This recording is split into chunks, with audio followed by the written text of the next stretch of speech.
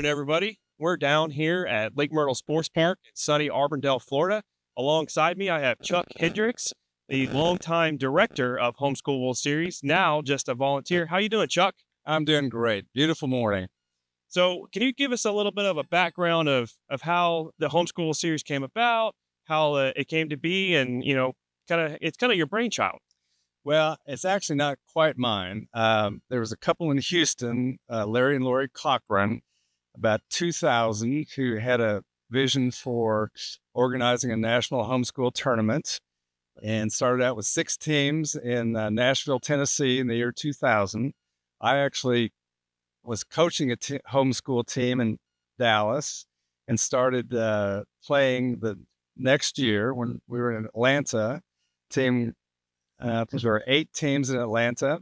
Then it grew from there. We had regional teams for a while that went to sorted out to a national homeschool championship. It was actually in Pensacola for several years. And that became too large for, we were putting on 3 tournaments. And then in 2000, we found this facility, which just perfectly fit our needs. And we've been here since the year 2000. We originally had 5 families from around the country, from Texas, North Carolina, Tennessee, that put this on. Totally volunteer effort, all homeschool parents with baseball players trying to create an event and a venue for good homeschool baseball teams around the country. And it's been growing ever since. Yeah, you mentioned that it's been growing. When you guys first started here, we only had 5 fields. And can you kind of speak to how it has grown? I know, in past years, we've known each other for about 10, 12 years now. And you've always led the charge. We've averaged anywhere from 15 to 18 teams. It seems like it's even higher than that this year. We just witnessed the opening ceremonies. How many teams are you guys up to this year?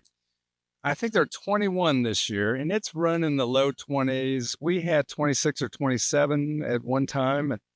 Homeschool programs come and go because they're mostly parent led and organized. And baseball is an effort to get a team together. And traveling to Central Florida is a big deal for teams. And a lot of these teams, I will say now, their whole goal for the season is this tournament. And it's turned out to be a wonderfully attractive tournament and an event for the homeschool community. Yeah, that kind of brings me to my next point. You guys offer such an amazing product. It seems like you have a ton of retention for teams and families. I do understand Homeschool World Series being volunteer-led based, so as kids age out, parents age out with them, and you have some crossover and some turnover. But one thing that we love at sports marketing is this event because of how driven it is volunteer-wise, parent-wise. When you look around, there are more spectators with these 20, 21 teams than some of our 50-team events. So can you kind of speak to that and how some of these parents treat it as a vacation and they look forward to it every year, you just mentioned, but can you kind of speak to that?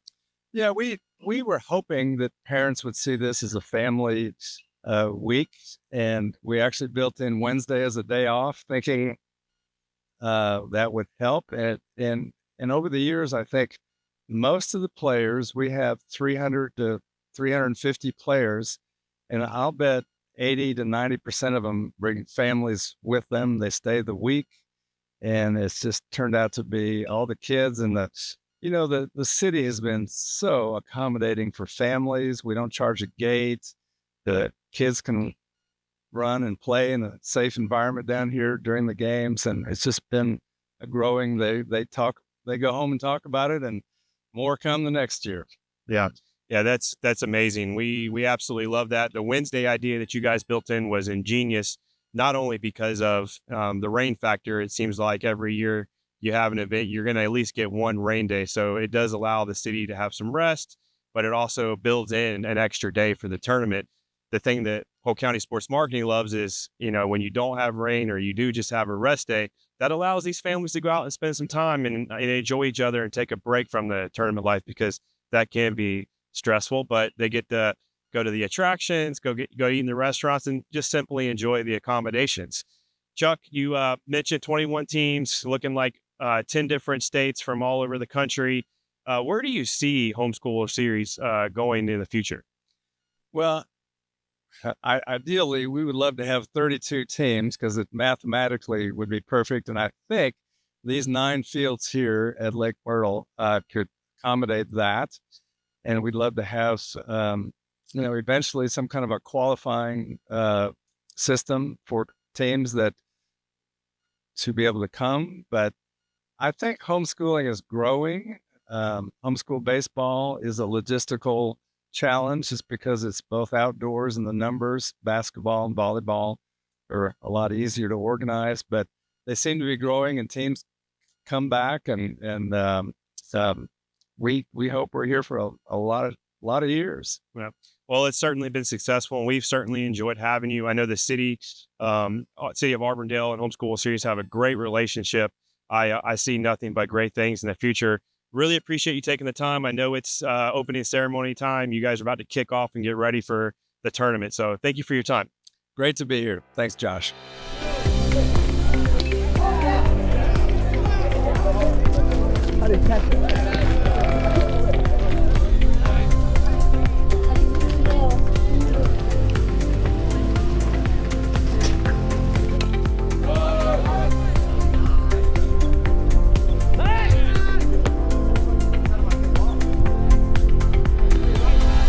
For the viewers at home, for those that are watching on the interwebs on YouTube or one of the many other outlets, can you speak to how teams get invited to this, how it works leading up to it? You know, it's a little what we would call non-traditional compared to what you would see at a normal high school playoff championship or the state level. Can you kind of speak to how those 21 teams get involved on D1 and D2? Absolutely. Yeah. So we have a set of eligibility rules that relate to how we define homeschooling. Every player on every roster needs to meet that definition. There's some variability in the way families do that, but we've laid that out in the rules. And it's sort of an organic process, as you can imagine. It's a small world among homeschooling families. So a lot of what happens is an awareness of one family of another team that has passed the word about this event, and they reach out to us. In other cases, they inform us about a new team that's forming to allow us to reach out to them and say, you know, if you're interested and if you are sort of following our guidelines of how we think about homeschooling, we would love to talk with you about coming out to compete in the event. So that's been the case for 24 years now. The word is out. At this point, I think every new homeschool baseball team that's formed in America hears about this tournament, and or we hear about them, one or the other, and we begin that dialogue. They don't all come immediately. Some of them feel like they want to get their feet under them. They've heard this is a very competitive set of teams, which they're right. Every year we send players to Division I and Division II schools. We've got 3 players in the minor leagues right now that are alumni of this event. So it is high-level play, but once they get their programs to that point and they feel like they're established, most of them come out and give it a try. And I want to say real quickly, the team at Polk County, the team at the city of Auburndale that partner with us to sponsor this event and to host us here at the Lake Myrtle Sports Park are just always fantastic and just very welcoming. We ship all kinds of things here to get ready for this event. They let us use their offices and they keep track of things for us when we're distant in Texas trying to make this thing ready to go. And then we descend on it for this week every year, and they roll out the red carpet and really make us feel welcoming. So we appreciate it and intend to stay here for as long as you're happy to have us. Yeah, it's a great team effort. I know the staff at Visit Central Florida works really hard leading up to the event. We were talking about it yesterday. The city of Auburndale, bar none, one of the best organizations, most hospitable group of guys that you could ask for here at Lake Myrtle Sports Park. So, we know that's a huge part of the retention, as well as your volunteers that you guys have. You guys come out and force. So, we, can't speak nothing higher than that. So, again, we appreciate it. Wish you guys the best for the rest of the week. Thank you, Josh.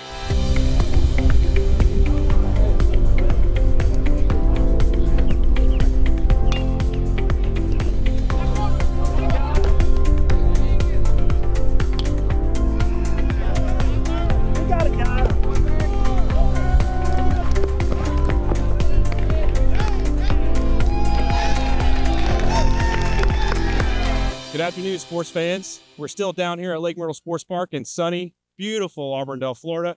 And I'm standing next to Jeremy Teeter, coach and parent of the Charlotte Stampede. How are you doing, Coach Jeremy? Good, you, sir? I am doing fantastic. Another beautiful day. So can you tell us a little bit about the Charlotte Stampede, how you guys got involved with the Homeschool World Series? So the Stampede's been coming to the Homeschool World Series for 15 years now. Long history of it. Great tournament. Enjoy coming. Look forward to it every year.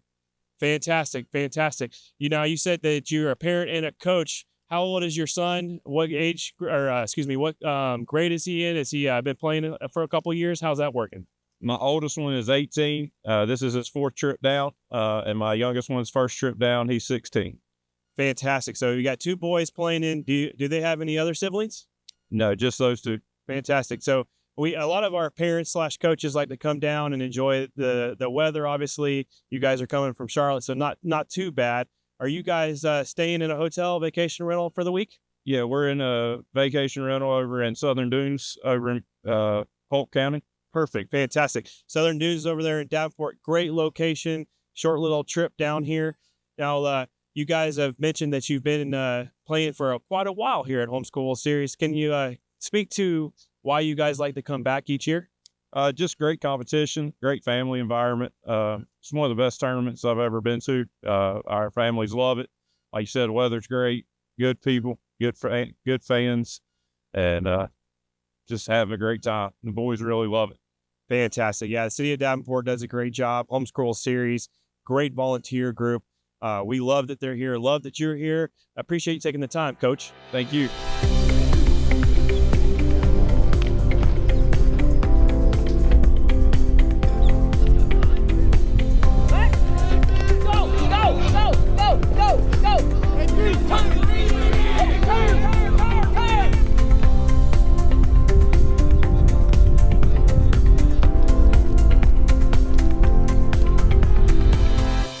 Just ran into Mickey Etherton, longtime Parks and Rec director for the city of Auburndale. We're actually standing on Mickey Etherton Field. You know, you don't get a name right like that without doing some serious hard work and contributing a lot to the city of Auburndale. How are you doing, Mickey? Good, thank you. Good to see you guys. Appreciate it. Very good. What you doing down here for the Homeschool World Series? Got a call from Chuck and invited me out for the opening ceremonies, which I really appreciated. I had a great time, so I wouldn't miss it. I wanted to come out and see everyone, all the players and all the volunteers. Yeah, it's been a great event for us. I know we just interviewed Chuck Hendricks, longtime director of Homeschool World Series. We've had this event for a long time, more than a few decades. That's kind of how you guys garnered a relationship, I'm assuming. Absolutely. And what happened when in 2000 we got to meet Chuck and with Sports and Tourism's help and brought Homeschool World Series in. And it's one of our signature events here at Lake Myrtle every year. And we really appreciate, again, Chuck, all the volunteers, the players. It's a week-long great event for the players and their families. Yeah, we absolutely love it. Great competition. You know, a ton of families come down, as Mark Jackson likes to say, tons of bogey pickers running around, enjoying their siblings play. One thing I will say is great family atmosphere here at Auburndale. The city of Auburndale does a great job. You kind of left that legacy. Your staff is always over the top with their hospitality. These families absolutely love coming to Lake Myrtle, and the retention is amazing. Can you kind of speak to that level of hospitality that you kind of created? Well, we worked on that and focused on it for a lot of years, and it's worked very well, very, very well throughout the years. And what we try to pass along to everyone is when you come to Lake Myrtle, we want you leaving with the heartfelt warmth, the friendliness that you get through the city of Auburndale, through Polk County, and take that home with you.